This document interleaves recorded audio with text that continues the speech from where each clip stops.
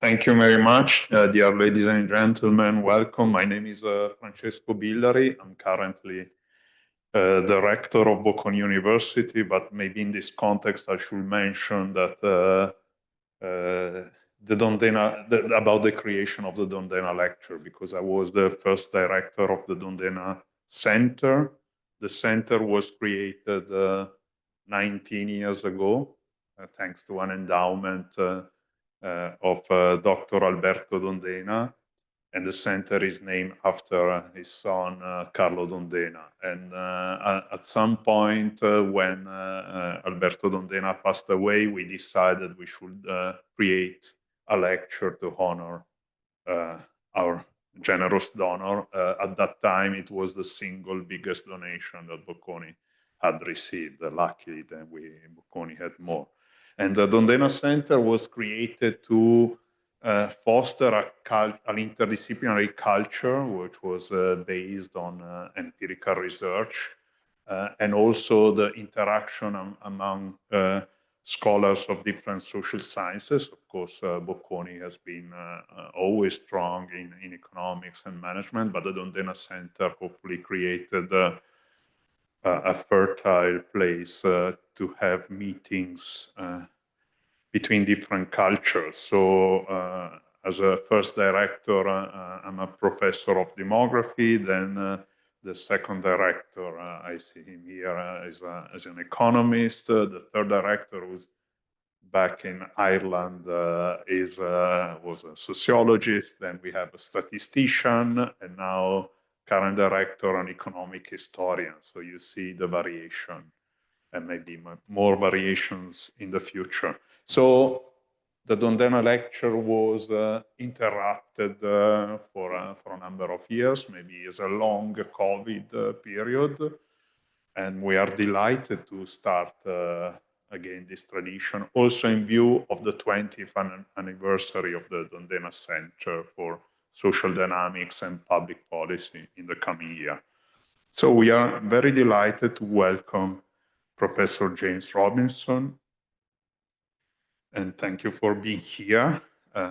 Professor Robinson, and here I read from the bio, is an economist and political scientist, so perfect incarnation of this idea of the lecture.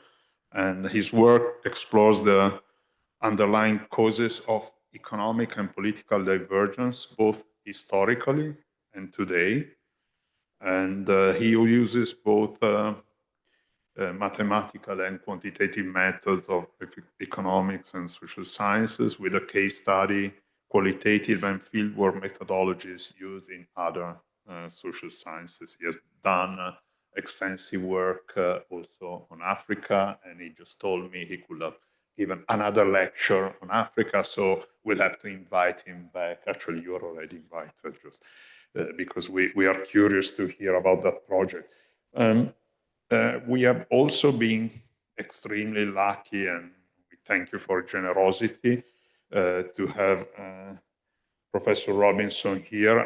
Let me also mention some of the other achievements. I mentioned only one.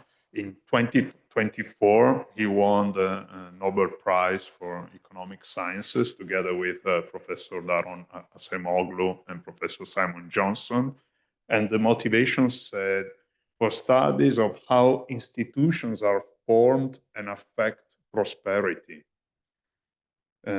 So basically, the difference between poor countries and rich countries, very small topic we can imagine, when it comes to the drivers of income and growth, investment, population growth, so also demography, human capital accumulation and productivity.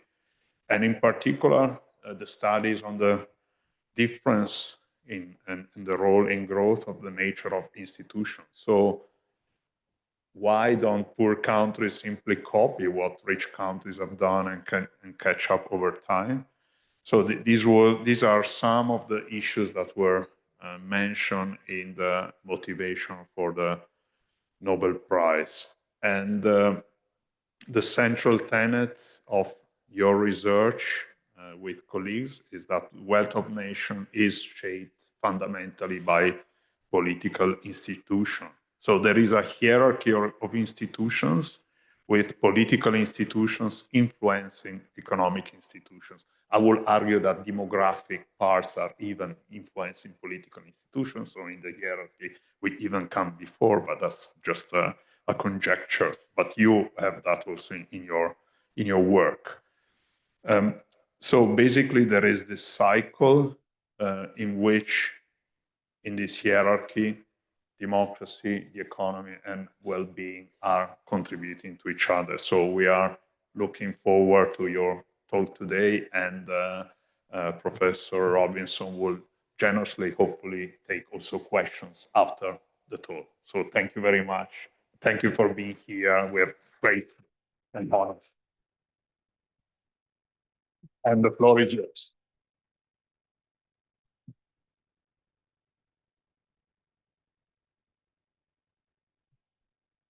Okay, I turn that on. Sounds like it's working. Is that working? Yes.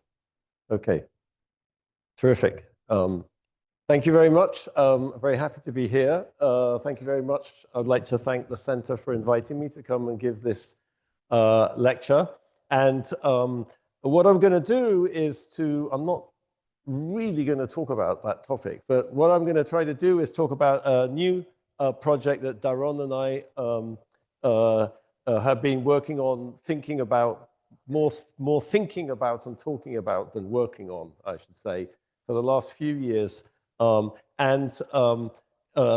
It is about institutions and political institutions, and how to think about political institutions and the dynamics and the kind of underpinnings of institutional equilibria in a way that hopefully, at least, it's helped us think about what's going on in the world today, and hopefully, it will help us all think about what's going on in the world today. And it has this very grand title. We don't really have a title yet for this project, so I'm calling it Democracy in the 21st Century. Okay, so here's a, I don't quite know how to motivate this, but here's a go at motivating it. I feel like I want to stand in the middle, but then okay, all right, okay, good, okay.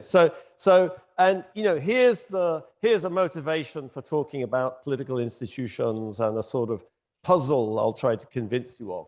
And this on the left-hand side comes from the work of a former colleague of mine, Samuel Huntington, on his famous idea of like waves of democracy. So what Huntington pointed out 30 years ago is that if you look at the history of democracy, democracy comes in waves. So in the late 19th century, up until the First World War, there was a wave of democracy. Italy became more democratic. Britain became more democratic. Sweden, there were gradual extensions of the franchise. Even the United States gave political rights to women. There was a kind of wave. But then what Huntington pointed out is that there's this sort of systematic pattern, of after there's a wave, there's a reverse wave. So once you get to the 20s and 30s, you have democracy collapsing, all over Europe, of course, all over Latin America, in Argentina, in Brazil, many democracy, there's a kind of reverse wave. And then after the Second World War, there's a second wave. And then there's another collapse. There's dictatorships appear in, Portugal and, Spain and in Latin America. And then in the 1990s, there's what he called the third wave of democracy. Okay, so I think like one sort of starting point as a fact, there's going to be more ideas than facts in this lecture, so hold on to your hats. But I thought I'd start with a fact, which is, one way of thinking about what's happening at the moment in the world is we're in a reverse wave. Okay, so that's not really on Huntington's diagram. So I pasted, I don't know what that is. So I just pasted some data here from the VDEM project. So some of you may know the VDEM project in Sweden, which is the kind of big database of, okay, I don't know how to should I try to get rid of that thing sticking in the middle? I don't know how to, can I do that? Oh, okay, how about that? Okay, all right. So this is just some data from the VDEM project, just to show you there really is a reverse wave going on. That's not evident from Huntington's diagram, but that's 30 years old or whatever. There's this reverse wave. Okay, so VDEM, codes democracy around the world in different societies, and democracies in reverse in India, in Brazil, in the Philippines, in Hungary, in Poland, in the United States, you know. Okay, so what's going on there? All right. Now, what is it that these countries have in common? What does the Philippines have in common with Brazil or Hungary or India? Okay, and I think that's rather a puzzling thing. Okay, so your first reaction, you know, might be, or certainly the first reaction of somebody who wrote a book 20 years ago called Economic Origins of Dictatorship and Democracy. Don't know who wrote a book with a title like that, but anyway, if you had written a book like that, you might think this is about economics. Okay, it's got to be about economics. But okay, you could say the world became more globalized, but I'm not sure, and we're not sure, that that's terribly convincing. What is it that Brazil and the Philippines have in common economically? Or, yeah, there's some trade, and, you know. And what is it anyway that explains these waves of democracy? Okay, so I think, you know, our idea, and what I'm going to try to convince you of, or at least I'm going to try to convince you of, and I'm going to provide a kind of framework for thinking about, is that probably these waves of democratization historically, and the reverse wave we're going through at the moment, has much more to do with people's ideas than it has to do with some kind of economic fundamental. Meaning, you know, what drives these spread of democracy is the idea of democracy as a legitimate way of organizing authority spreads. And what's causing the reversal at the moment is, you know, is a collapse, a sort of crisis, you could say, in the idea of democracy. So there's a lot of words here, you know, moral foundations. I'm not going to talk too much about morality. I'll motivate this bit in a minute, okay? But just to sort of warm you up to think, this is something about the justification for democracy, okay? The justification for democracy as a way of governing society, as a way of organizing authority, okay? So that's going to be one of the themes. Now, what I find interesting, what we find interesting about this is, you know, imagine that was your hypothesis. It's very difficult to think about that using the tools of modern social science, okay? There's sort of two ways of thinking about ideas in social science.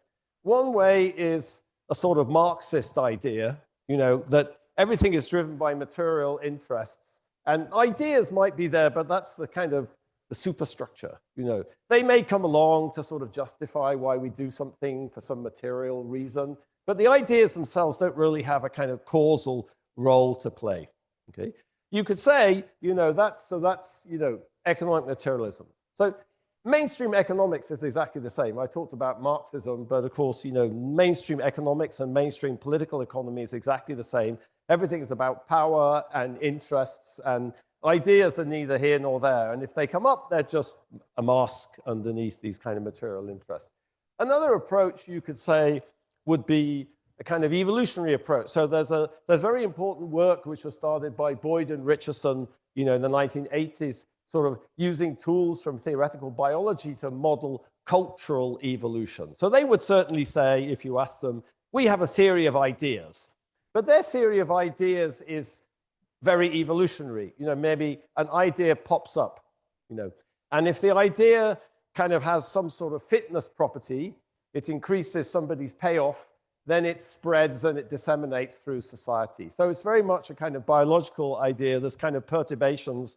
Ideas can randomly appear, and if they happen to be good for people or good for society, then they may spread and gain traction, okay? And that's not a model of ideas I'm going to like very much, because there's no, where's the agency involved in that, okay? So when I think about ideology, I sort of use that word not in a pejorative sense, but to sort of emphasize, try to emphasize the agency, the human agency involved in it, okay?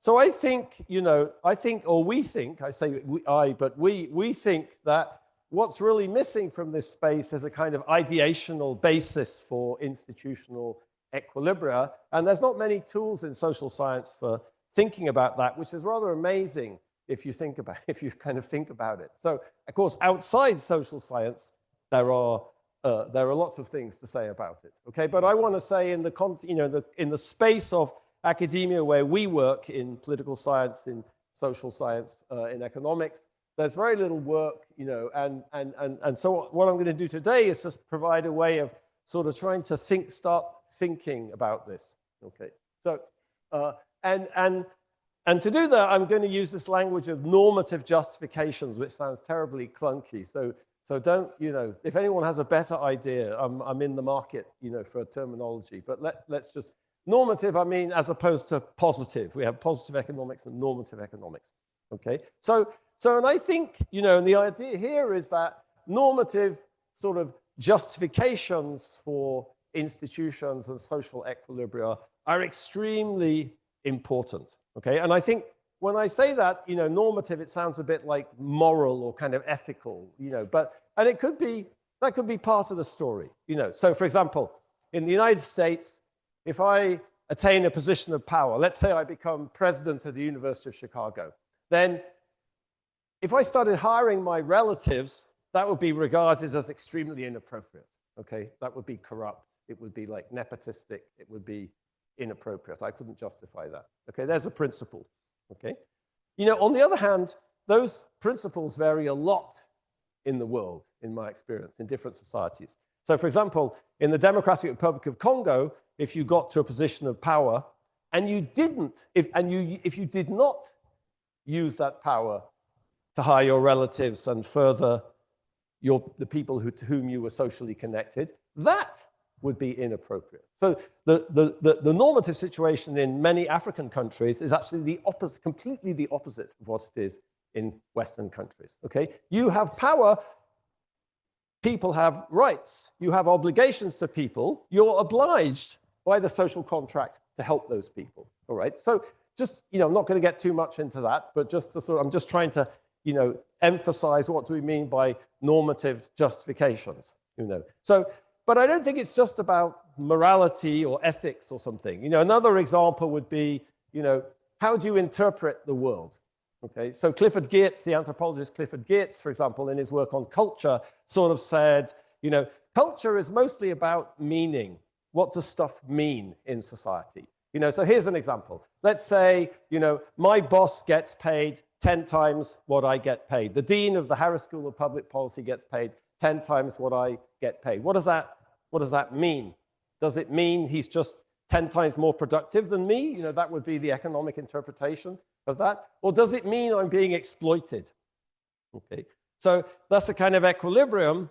We're trying to interpret what the equilibrium means, and that, I think that meaning is kind of going to be part of this story as well. So when I talk about normative justifications, I'm going to use a different terminology in a minute, a schema, to get away from this kind of ethical aspect of it. I just mean like the way in which we interpret the world and the concepts we use to interpret the world and what equilibrium mean. Sure, it could be, it could have this ethical component, but it doesn't necessarily have, okay? So I think when we look at that, when I give you the example of what does it mean that my boss earns 10 times more than me, then it looks like I have a material interest in that. If I think I'm being exploited, I can go and complain and get a pay rise. Whereas if I think, no, I'm just like 1/10 as productive as my dean, then okay, that's fine. I'll just have to put up with that, all right? But I think one thing we want to emphasize here, is in many circumstances, we think these interpretations of the world are not really there kind of masking material interests. Okay, so this is not like some Marxist idea of ideas sort of justifying some kind of fundamental aspects of society, but we want to think of these normative justifications as somehow having some kind of autonomy and a causal role in society and not necessarily being tied to interests. Of course, they are tied of interest, but Marx himself, of course, didn't really have much of an interest in developing the theory of Marxism. But anyway, okay. So that's the first thing. So I'm going to I'll give you lots more examples of this, but just start thinking about how do we think about society? How do we justify the way things are organized? You know, yeah, that could be ethical. It could be it's wrong to appoint your relatives, or it could just be, what does that mean? All right. And we want to say that, think about my lead example of waves of democracy. You know, what I was arguing there is actually what generates these waves of democracy is ideational change in some sense. You know, we start to value democracy more. We start to think democracy is the legitimate way to organize authority. And maybe that's because we like its consequences. You know, Daron and I have done a lot of research on that. But maybe we also think that's the right way to make decisions. It's the fair way. It's the fair way to make decisions. Everyone gets represented. Okay, that's an ethical principle. All right. So we want to think about ideas related to the dynamics of ideas related to the dynamics of institutions. Okay, and you know, a lead example of that, of course, would be the French Revolution. So if you think about the history of the French Revolution, first of all, was led by a bunch of people who had no material interest in overthrowing the monarchy, like, you know, the Marquis de Condorcet, the Marquis de Lafayette, etc. And it's hard to think of the motivation behind the French Revolution in terms of material interests. You know, probably the leading modern scholar of the French Revolution outside France, I wouldn't say that in Paris. They wouldn't agree with that in Paris. But at least in the United States, the leading scholar of the French Revolution, Jonathan Israel, you know, in his book, you know, in his work, in his sort of massive work on the Enlightenment, his interpretation of the French Revolution is exactly ideational. Of course, there's lots of things going on. You know, there's economic, financial, and cultural events, political factors. The state was bankrupt. People were complaining about lots of things. But, you know, his argument is these things are all secondary compared to the one major overriding cause, the radical Enlightenment. You know, so in his view, the French Revolution was caused by ideas of the Enlightenment essentially undermining the legitimacy of the ancient regime in France. Okay, so that's one event. You know, we can disagree or agree about that. Obviously, I'm not a scholar of the French Revolution in any kind of serious way, but you know, it's an interesting example. It's an interesting example to talk about. Okay, so we're going to try to use this language of schema. Like, what do I mean by that? Well, I mean, you know, there's different elements in society. Okay, society is made up of different things. You know, the family. Okay, neighbors, different principles. You know, patriarchy, religion. You know, historical principles. You know, like in England, we're obsessed with like the ancient constitution. You know, what English men and English women have done. You know, time out of mind. In the Brexit, you know, fiasco, when Parliament couldn't decide what to do, what they did was they consulted a parliamentary handbook from 300 years ago by Erskine May to decide on what the correct procedure was, you know, for Brexit. 300 years ago, that's what they did. Okay, so that's a British. So there are these principles and norms and things in society, and you can think of like these as being combined in different ways. Okay, and I'm going to focus for reasons that will become, now this, we could talk about lots of different things here, but I'm going to focus for reasons that will become clearer in about 10 minutes or 15 minutes on a sort of dichotomy between what you could call hierarchical schema and egalitarian schema. Okay, so I'm going to argue, I think there's a good kind of evolutionary reason for thinking about that, but I'm just going to put it out there for the moment. Okay, if you're thinking about how should society be organized, let's think in a sort of loose way in terms of this dichotomy between, we can think of a more kind of egalitarian way of organizing society, could be economically, could be politically, could be socially, or a more hierarchical way of organizing society. Okay, and I want to say that these things are out there simultaneously. You know, there's a lot of different interpretations and ideas about society that are out there at the same time. Okay, and there's an element of sort of collective choice there, meaning, we deliberate and we discuss, like, how should we do things? How should we organize society? What's the appropriate way to do things? But it's also, so you could say, from a perspective of the theory of collective choice, these things are kind of battling, politically in society, but they're also in everyone's heads, meaning, in the Congo, my friend, I have a friend who's the former Minister of Finance in the Congo. He knows the Congolese schema. He knows what you're supposed to do according to the traditional social contract in Congo if you become Minister of Finance.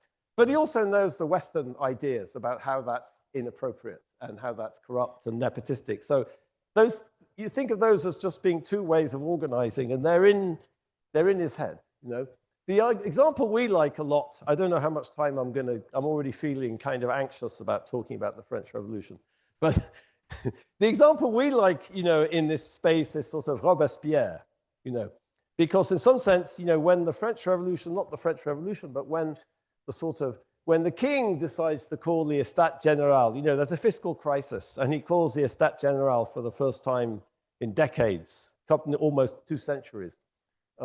Then all these people get kind of mobilized and debate starts, And Robespierre is a lawyer in Arras in the north of France. And he starts out as this fabulous egalitarian. He believes in the Rousseau's, the general will, and he's in favor of universal suffrage. He opposes vigorously any attempt to restrict suffrage. And he's a complete kind of egalitarian.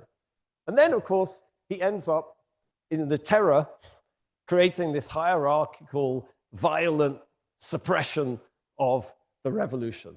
Okay, so without going too much into, there's too many details here, but the way I want you to think about this without convincing you of anything is just somehow that was always in Robespierre's mind. He had this Enlightenment view, Rousseau's general will, egalitarian, but he had other ideas in mind.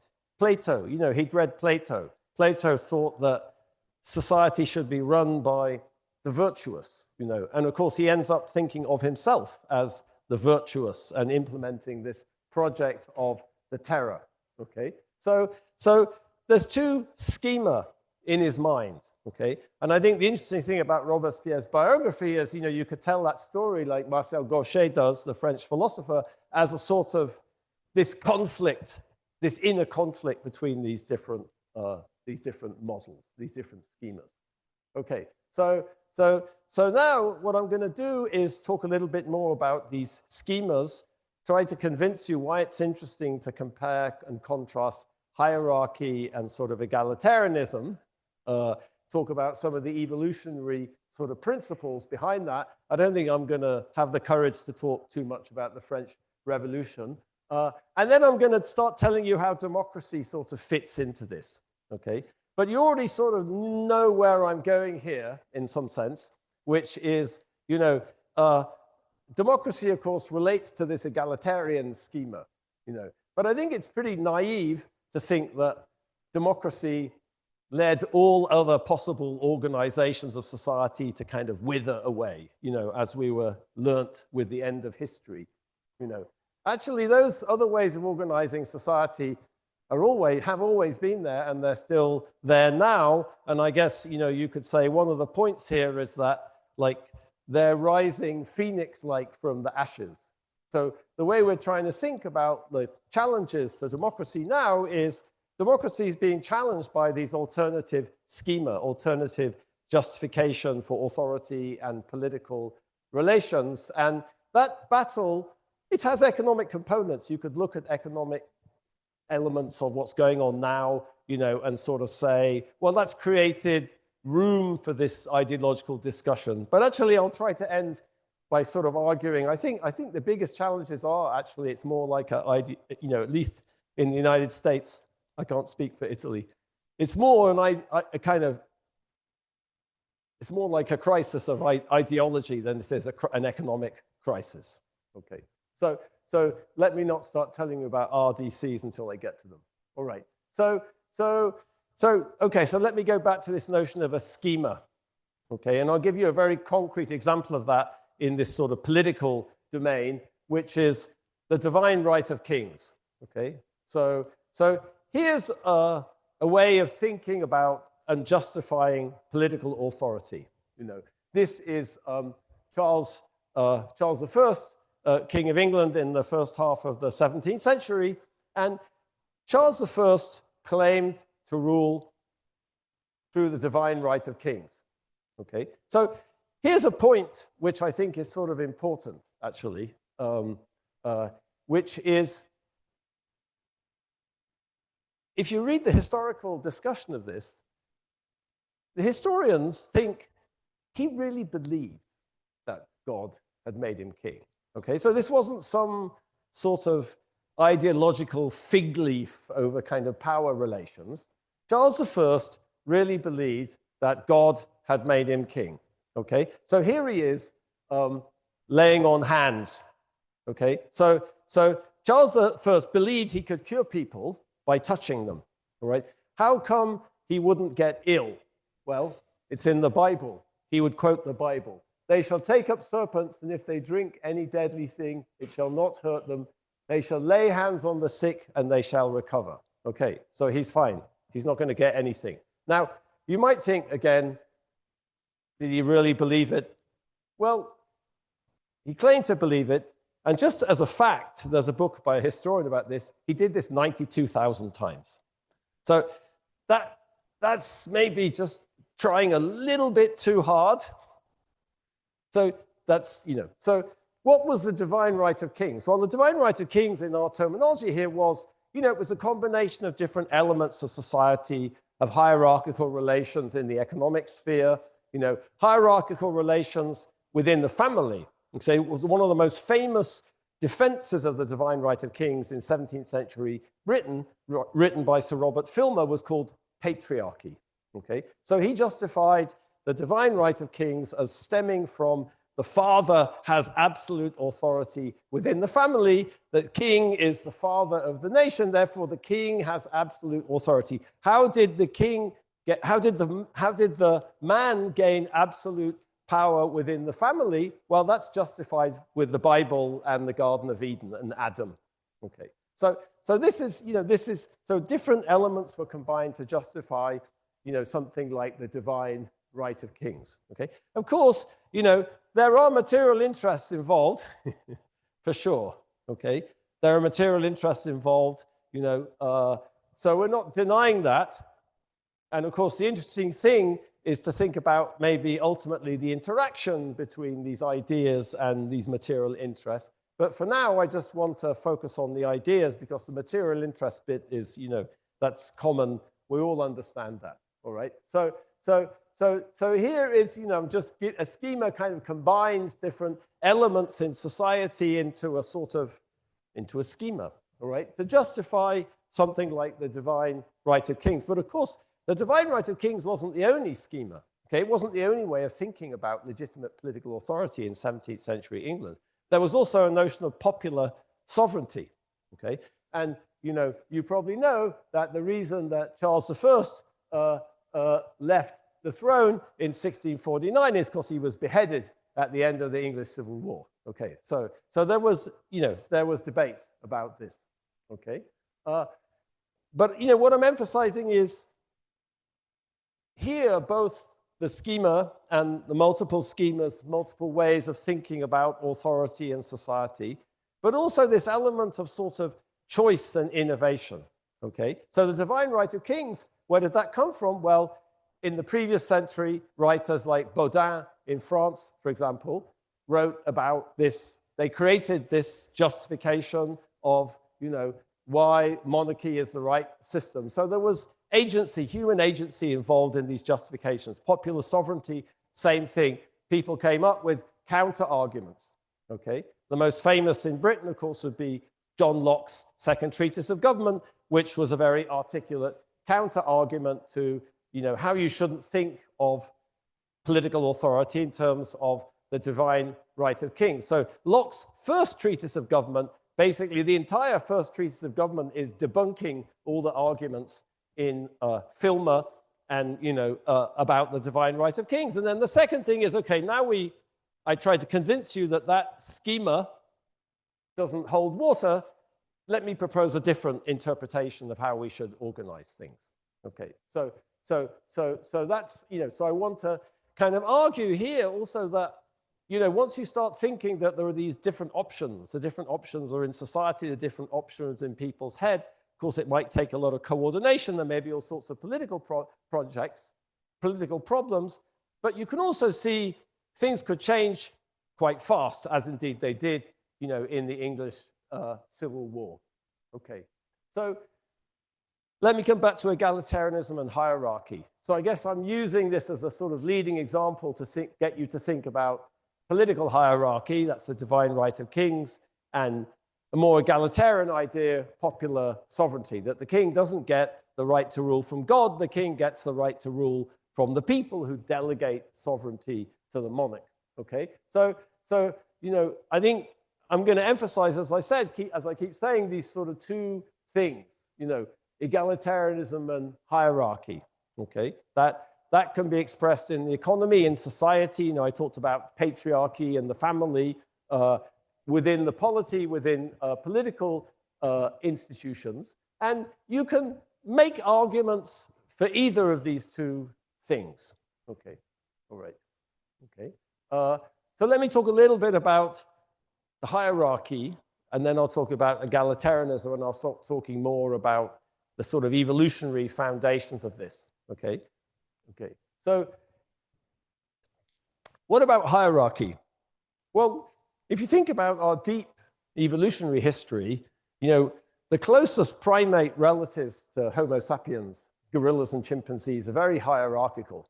So it's a big topic of research amongst primatologists and kind of some anthropologists, these cultural anthropologists, for example. How did that happen? Everything we know about everything we can sort of guess about ancestral human society suggests that it's much more egalitarian than primate society. Okay, but if you think about primate society in some sense as an evolutionary equilibrium or hierarchy, it's easy to imagine how we could have inherited hierarchical society from primates. We could have inherited alpha males, we could have inherited silverbacks, and perhaps we have, in a sense. Okay, but what I want to say is that what we want to say in human society is that this can't be just about raw power.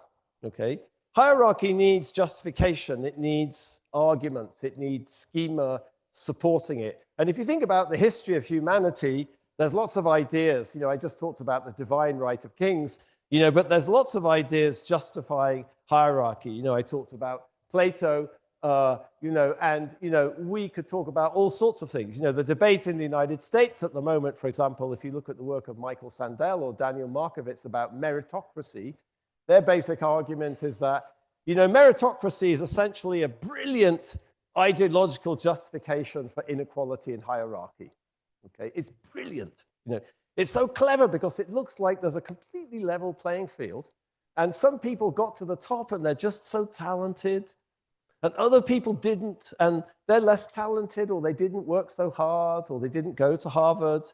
And so it not just creates inequality, it justifies it. The people at the top deserve it. The people at the bottom don't deserve to be at the top. So you have a beautiful normative justification for hierarchy. Okay, so that's a great example of what I'm talking about. Okay, so that hierarchy becomes much more stable if it has a schema attached to it, if it has a normative justification, okay, as meritocracy does. So I want to say, even thinking about hierarchy and thinking about chimpanzees, these normative justifications are important for justifying hierarchy, okay? And there's a lot of space for innovation here, okay? So, I already gave you an example of what does politics look like in this hierarchical mode. The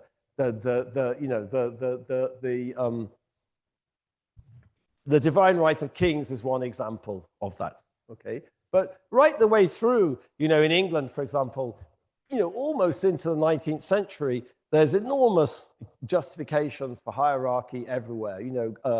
Gregory King, who was one of these famous social arithmeticians, He was one of the first people who estimated national income in Britain in 1688. Okay, so Gregory King produced, a social table.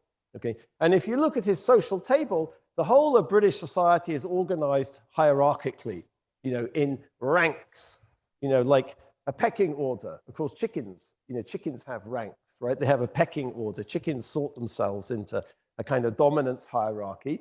But Britain had a dominance hierarchy in 1688. Started with the king and the aristocracy and the lesser aristocracy, and there's lots of ranks within the aristocracy, and then all the way down, right the way down. So these notions of hierarchy, there's many different sorts of hierarchy. There's lots of different ways of ranking if you start thinking about it.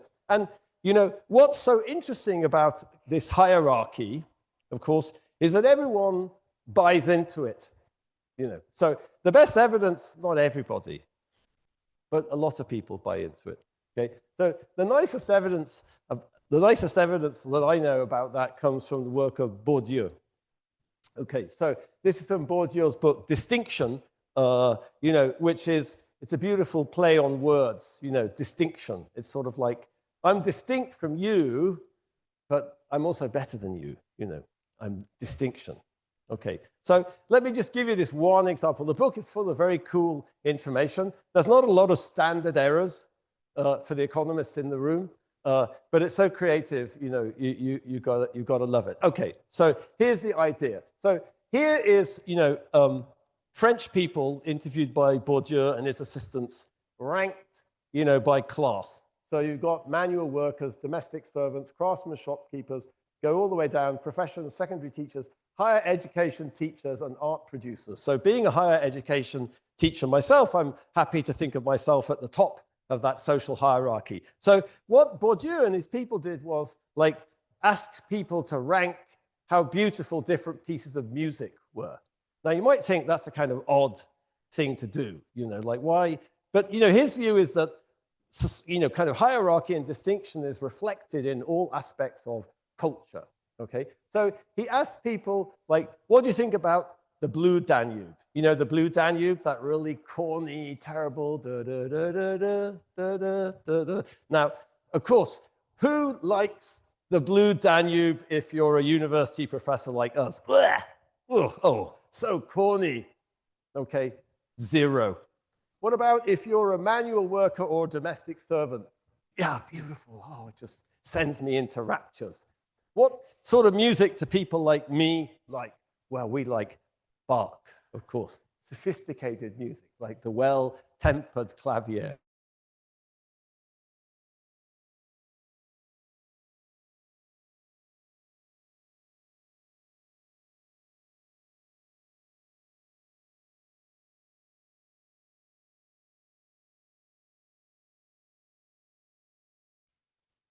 They recognize that the well-tempered clavier is a much more sophisticated piece of music than the Blue Danube, but they still like the Blue Danube better.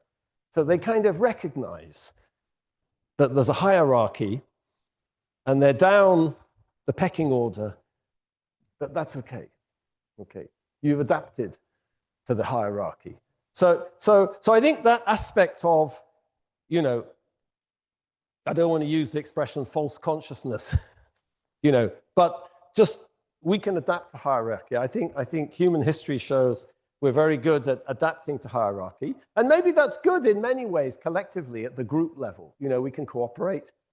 Hierarchies are good for getting stuff done, and organizing and providing public goods. And, so you can think of kind of collective benefits from hierarchy also, so it's not just about dysfunctional, but I just want to make this point about thinking about these schemas and thinking about a kind of hierarchical schema. Again, you could tell a story about there's material interests here and some people are getting rich and other people aren't getting rich, and that's true, but it's not the whole story. That's what I want to say. Okay, so what about the egalitarian schema? So, here's a concept which we think is useful to think about, which is, let me go back to my example of gorilla society, primate society. I'm not sure, how much you like that, but, let me keep going with it. So in a gorilla society, you know, not being an alpha male is pretty bad, okay? So if you could get rid of the alpha male or even replace the alpha male, you'd like to do that, okay? But alpha males are there for a reason. They're more aggressive, or they're bigger, or they get to eat more food, and, you know. So, but if you could collaborate, if you could gang up on the alpha male, then things could be better, you know. So here's an example from human history. Think of like Greek mythology. Think of Kronos. You know, the Titan Kronos sets him up ruling the world. How does he end up? His sons, Zeus, Poseidon, and Hades, gang up on him and throw him into Tartarus. Okay, so that's what we call following the work of Christopher Baum. So Christopher is an anthropologist at University of Southern California, the reverse dominance coalition. Okay, so if you think about the stability of hierarchy, hierarchy makes itself stable by coming up with justifications for itself. Okay, but it's unstable in the sense that people who are losing in the hierarchy want to combine to overthrow it, like Poseidon, Zeus, and Hades. Okay, so think of this reverse dominance coalition as sort of collective action against hierarchy.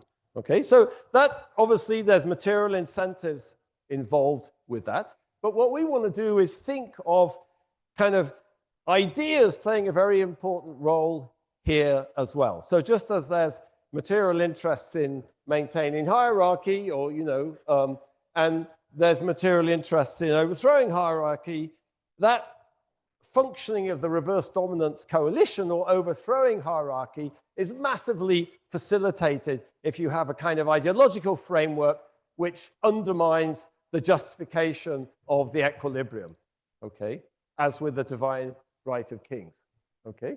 So we're going to say, you know, this is a bit of a, I'm looking at that, kind of having second thoughts about it, but let me just go for it anyway.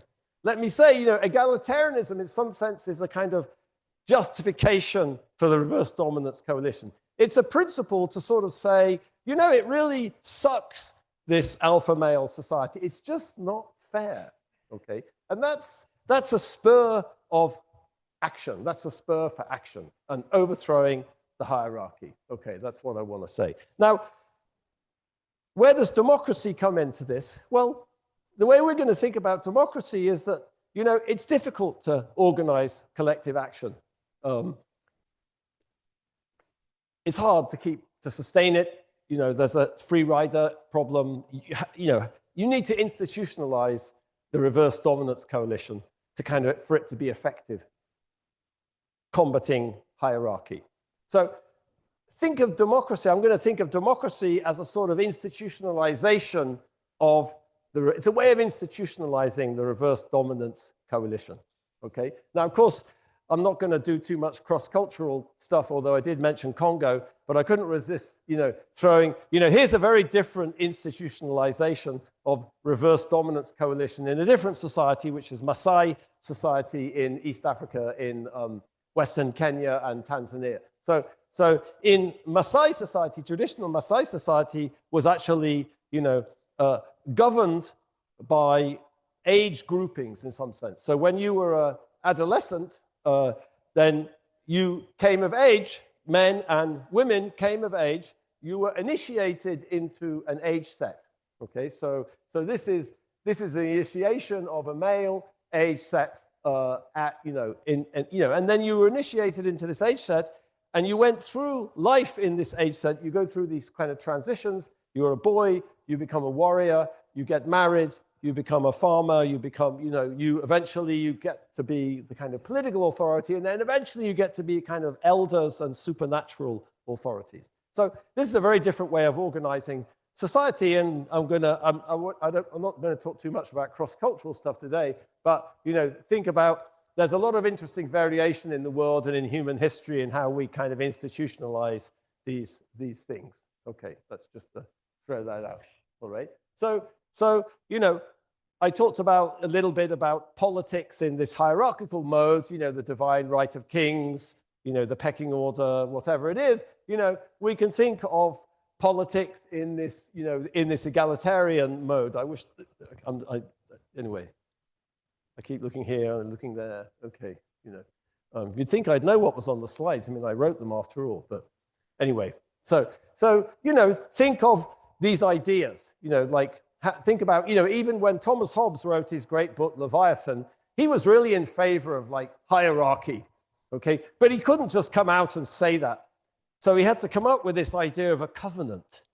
People get together and they covenant and they willingly concede their authority to this Leviathan to rule over them, okay? So to justify having a Leviathan, he had to come up with this extremely complicated normative justification for like the people had ceded their authority, okay? That's an ideological justification for why societies organize like that. Of course, Locke had a completely different way of thinking about it, although he also took this idea of this contractarian perspective, talking about the Enlightenment, this idea of a kind of social contract.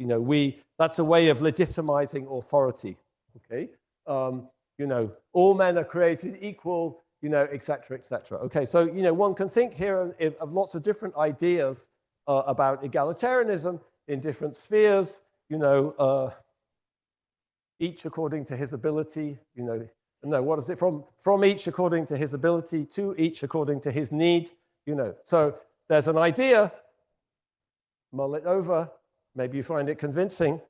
Okay, all right. So I already anticipated this, that, if you start thinking about, so now you see a little bit better why we're interested in hierarchy and egalitarianism. Okay, so if you make this analogy to primate society and you think of us as kind of having evolved out of primate society, then this sort of interplay between hierarchy and egalitarianism seems kind of compelling.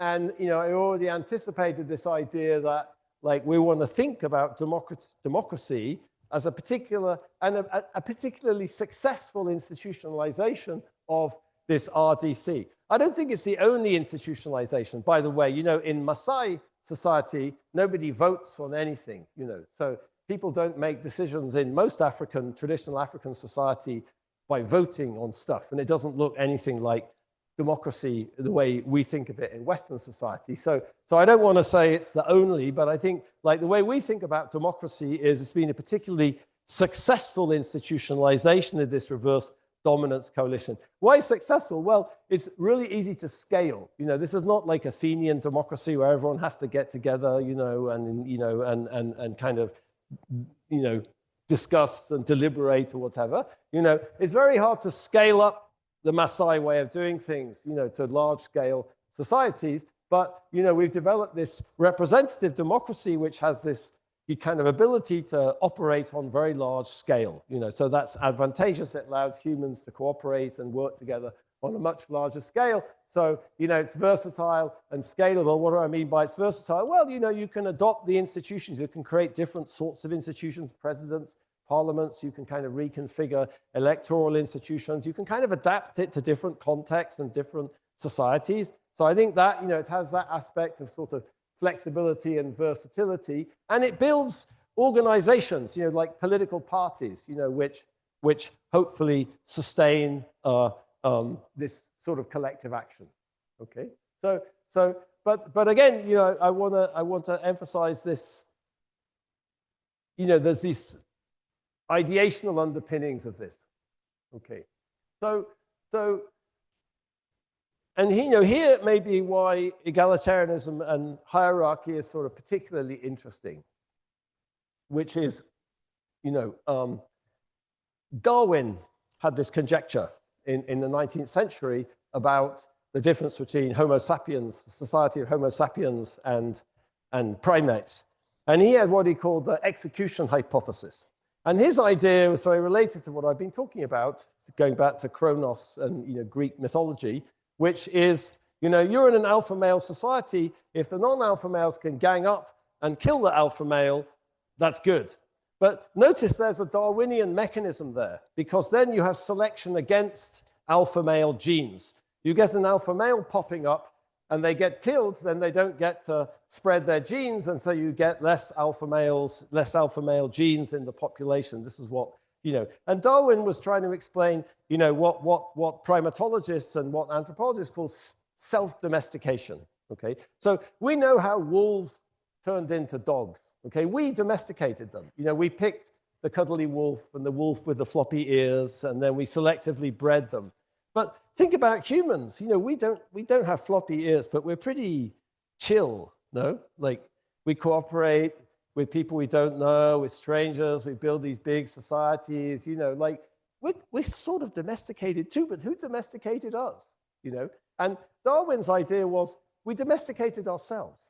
Okay, that's what this execution hypothesis does. We domesticated ourselves. We domesticated by basically killing the wolf with the pointy ears. Okay, so we did it to ourselves. Okay, and so we think that this is sort of interesting. So Richard Wrangham, who's a very prominent primatologist at Harvard, Richard's written a lot about the kind of this execution hypothesis. We think that this one of the reasons we kind of take this approach, I guess, is we think it sort of justifies this focus, like, why would we focus so much on egalitarianism or hierarchy?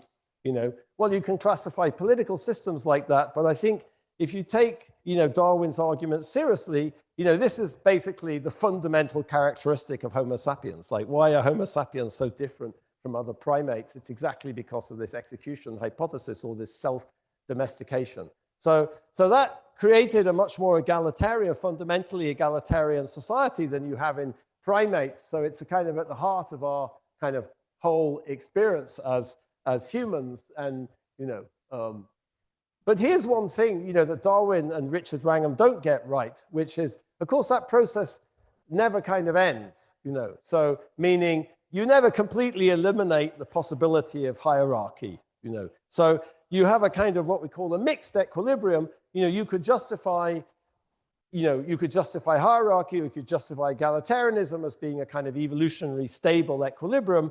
But what we have is somehow a tension between those two things. Okay, we have a tension between those two things.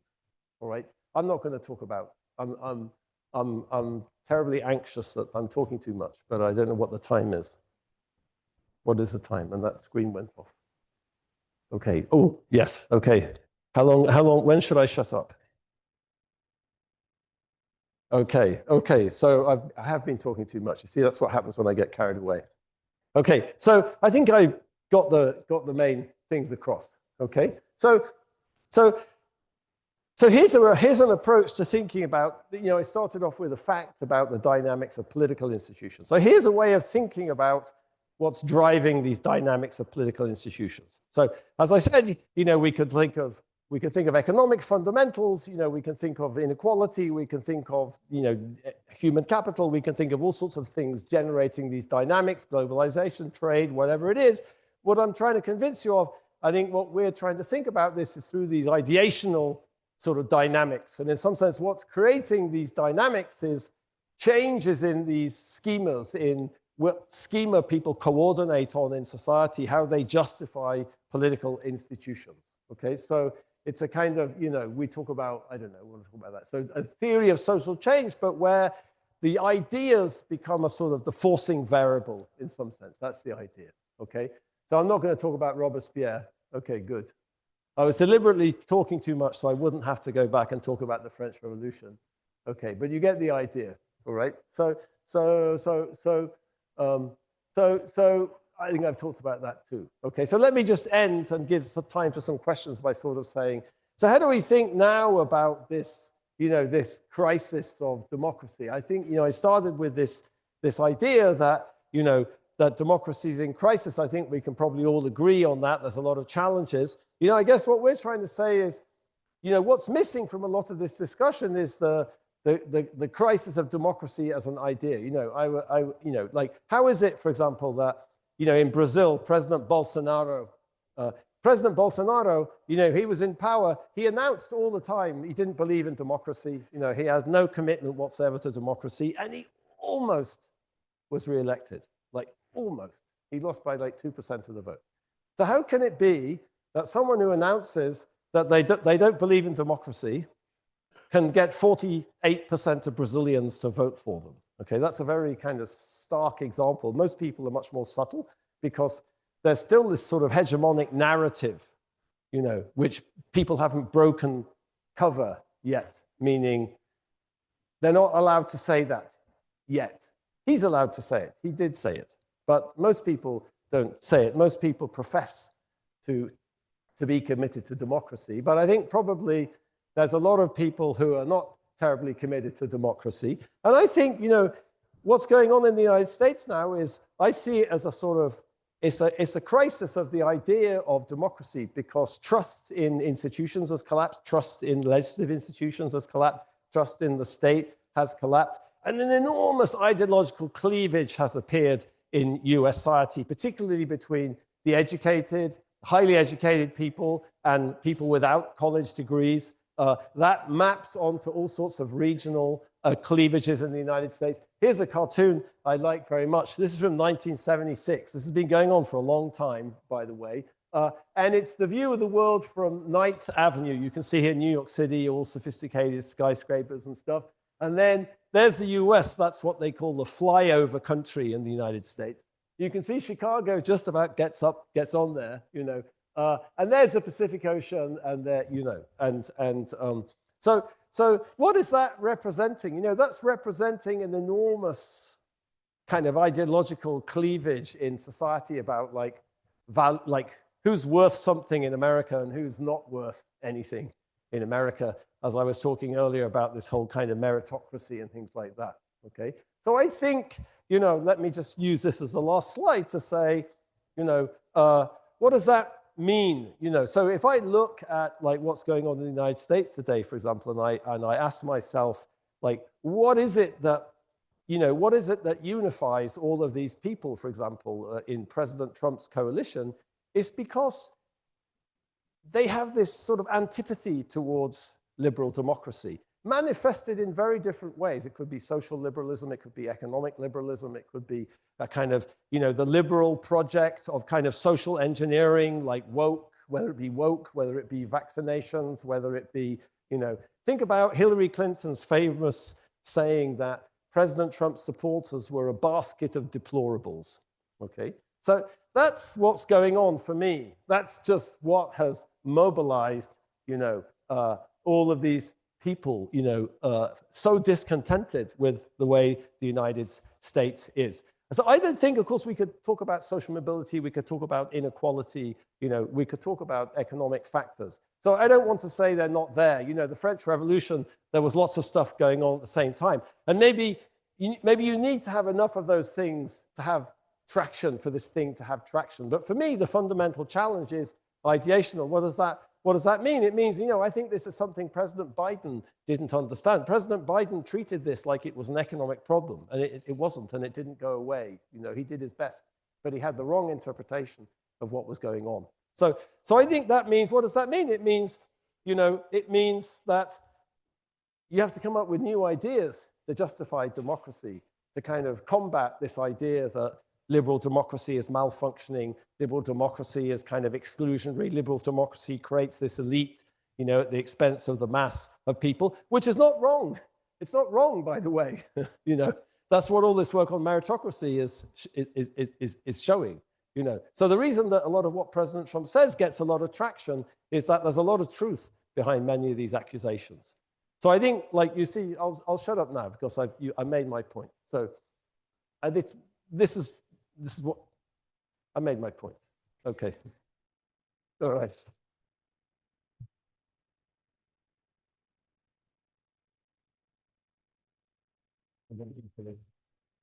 Okay.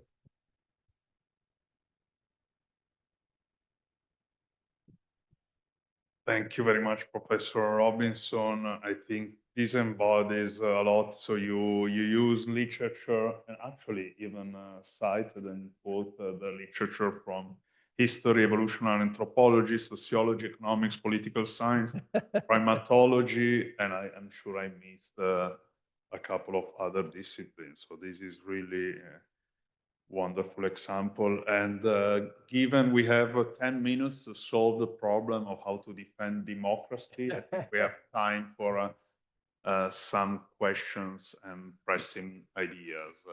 And I'd love to start from students, since I see there a student and a colleague. But do we have a microphone? Yes, Okay. yes, we do. Maybe so hands. Maybe we take a couple of questions, the two of them. Okay.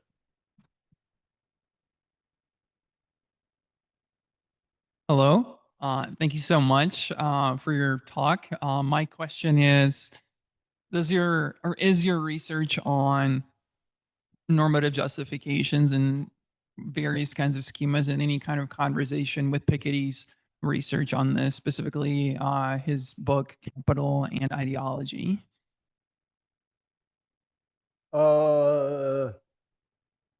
Not personally. I mean, because his view is entirely materialist, as I understand his view. So, his idea was that inequality emerges because the interest rate is higher than the discount rate. That's his central argument. So that's exactly, Daron and I wrote a critique of his first book in the Journal of Economic Perspectives, sort of making the point that you can't really think about inequality without thinking about institutions. We focus on institutions there.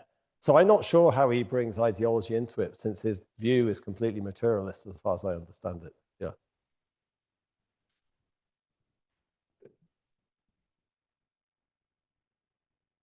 And his solution is completely materialist also, which is, raise taxes on rich people and whatever. Yes.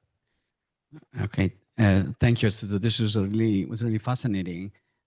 So in your spectrum between the two schemas, if you want, between hierarchy and egalitarianism, right? So I guess in between you could think of many possible, combinations along the spectrum. Yeah. And you suggested that both schemas are sort of inherently unstable for some reasons and for different reasons in history, but both, right? There could be seeds of instability in both, right? Yeah. And so in this spectrum, I would like you to think about China, right? Whether we could think of China as a sort of a stable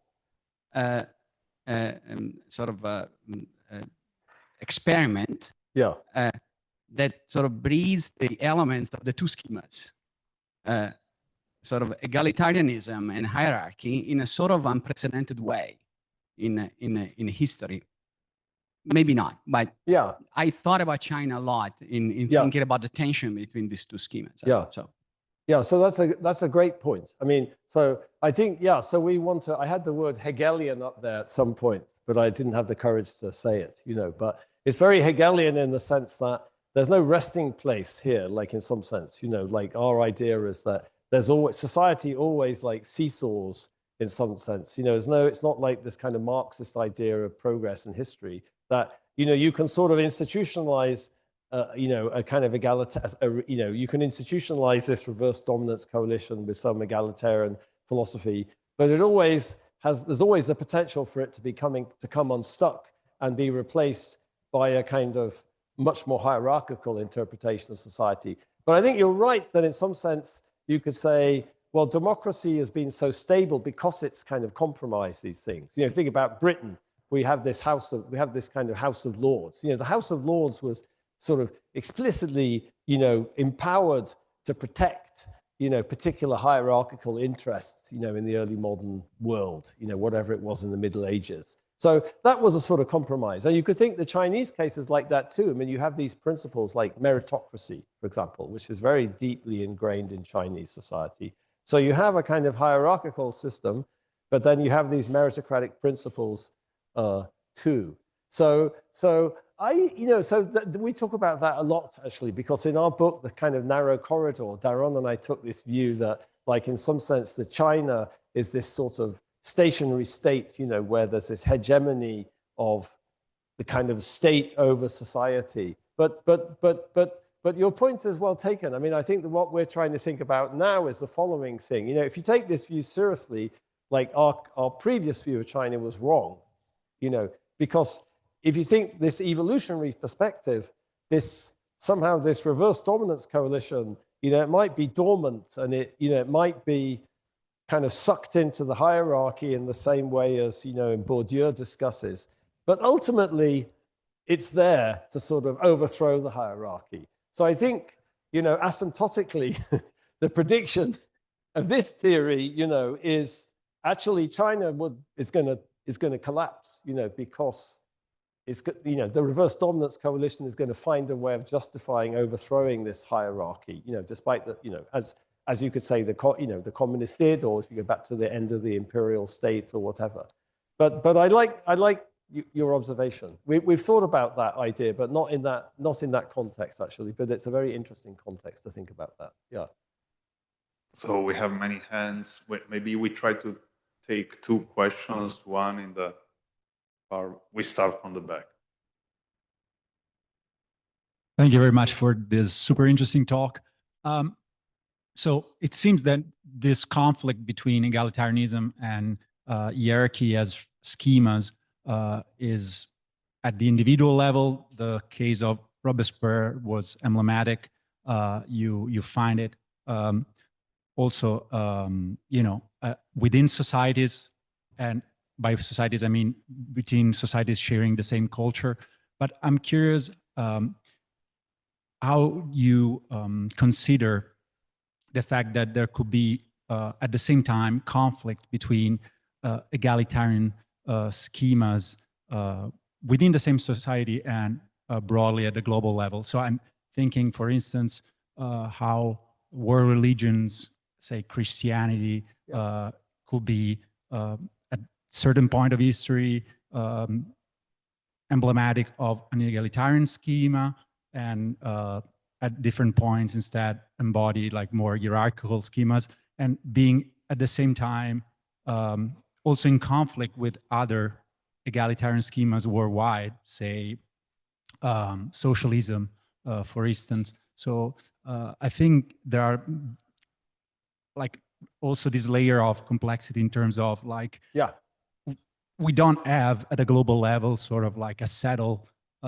you know, idea of what egalitarianism is or what hierarchy is. So I wonder what you thought about it. Yeah, I mean, I think that global aspect of it is very interesting. Yeah, sure, you have, you know, you do have these global ideas. You have ideas that sort of diffuse, like communism, like Christianity, religions, and to some extent, they're sort of, you know, parochialized, you know, through kind of, you know, syncretism or religious syncretism, or they kind of merge with other ideas or other religions, or they're interpreted in different ways in different contexts. You know, like if you go to West Africa, for example, you know, most traditional African religions, you know, if you talk to a Catholic priest in Nigeria, for example, they'll tell you that all of these different African religions are really Christianity. You know, it's just that God appears to different people in different cultures in different guises, you know, but it's all Christianity, really.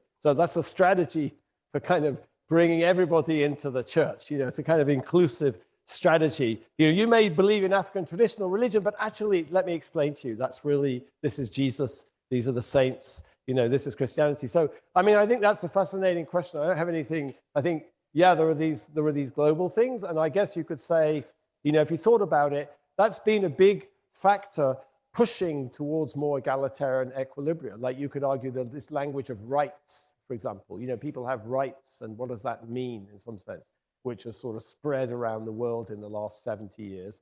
You could argue that that's something that's sort of facilitated, you know, more egalitarian principles. And so I'm not sure I have anything to say about that. I think that global aspect of it is very interesting, you know, and these waves of democratization, they're super correlated across countries, you know, so there's these ideas of diffusing, and, you know, obviously many undemocratic ideas are diffusing at the moment too. So yeah, it is a kind of global thing.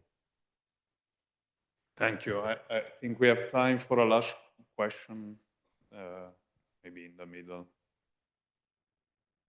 I'm sorry, but You should have shut me up. You're too polite. Yeah. that's part of the egalitarian perspective. Please. Thank you so much. Hi. Okay, got you. So we've seen recently with this change of schema, we've seen particularly in the US, the way that education is valued to change with cuts to research and a lot of people in top government positions becoming less educated in the particular field. Do you think that there's anything that academic institutions can do to prevent this or to keep maybe more educated people at the top of the fields, or to change the way that education is valued to not follow this trend?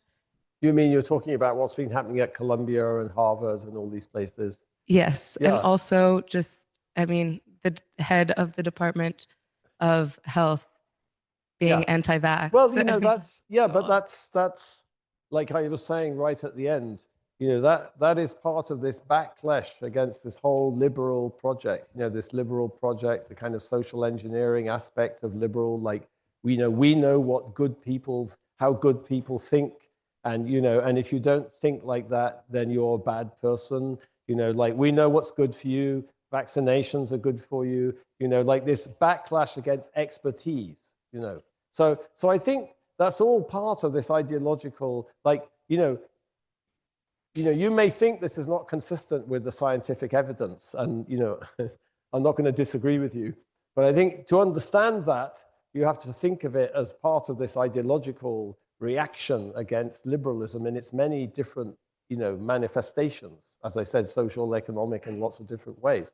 So I think, you know, the antagonism towards these universities is because they're the kind of, that's where the reproduction of liberal elites takes place in some sense, you know, in Harvard, in Yale, in the University of Chicago. I shouldn't say that in public, you know, but I think like that's where it all takes place, you know. So I think that's where it's coming from, you know. That's where, you know, people are angry, you know, because it's created this elite, this, you know, meritocratic elite, this, you know, and that, you know, I think you have to understand like where that is coming from. You know, that's been around for a very long time, by the way. You know, in 1951, William Buckley Jr., you know, who was one of the founders of modern American conservatism, wrote a book called Man and God at Yale. So he was a Yale undergraduate, and he wrote this swingeing critique, basically, of like how completely out of touch with American society Yale professors were. You know, so that's 70 years ago, for heaven's sake. So it's been around for a long time. It just has never really got political traction before. You know, where that ends up, I don't know. Your guess is as good as mine. Yeah. I don't think we know where it ends up at the moment. Yeah.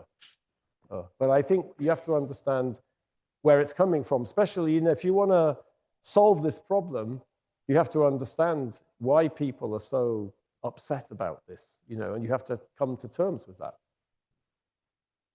Since we started 5 minutes later, maybe we can still have. I go to the left just to be bipartisan, so maybe one question from that side. Okay. Kind of want to add to that, but more curious on the institutional innovations, because there was a recent economics article on Ivy Leagues turning into more vocational or investing in vocational programs. So I'm curious to your thoughts on switching to a more blue collar mindset in terms of labor, and if that is one way of sort of innovation.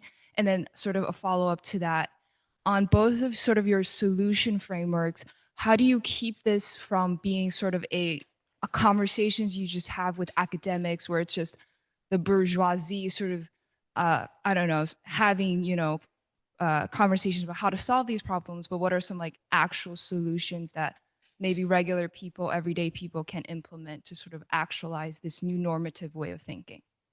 Yeah.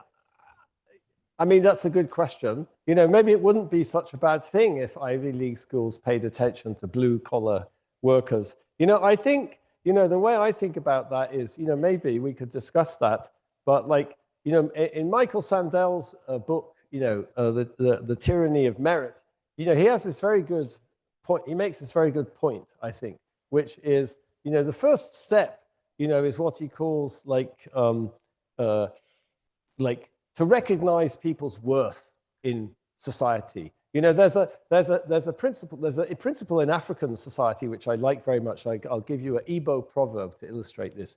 So the Igbo in eastern Nigeria have a proverb which goes as follows: the tall man is needed when hanging the roof of a house. You know, the small man is needed when looking for something on the floor. You know, meaning like everybody is good at doing something. You know, and everybody has their role to play. Everybody plays a part in society. You know, so that's diametrically opposed to what goes on in the United States at the moment. So Michael Sandel would call that contributive justice, not redistributive justice.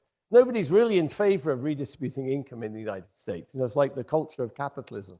But contributive justice, meaning you might be a truck driver, you know, but I recognize that you contribute to society and you should feel proud about that. And I recognize your dignity, you know, as a truck driver. And just like, let's start with that. You know, let's start by not saying you're like a failed Harvard. No, you're not a failed Harvard. You didn't want to go to Harvard.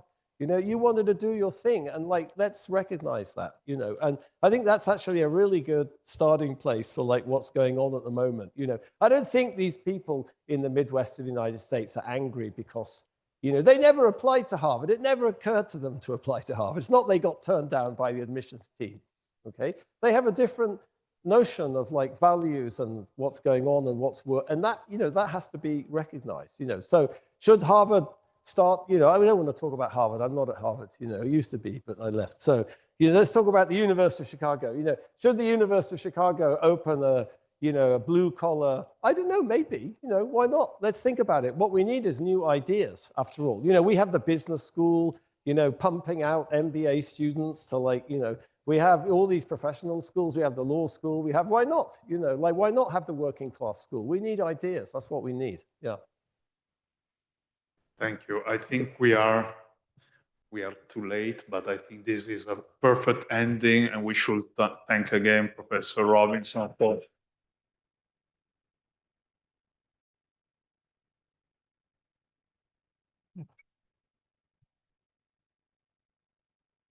Okay.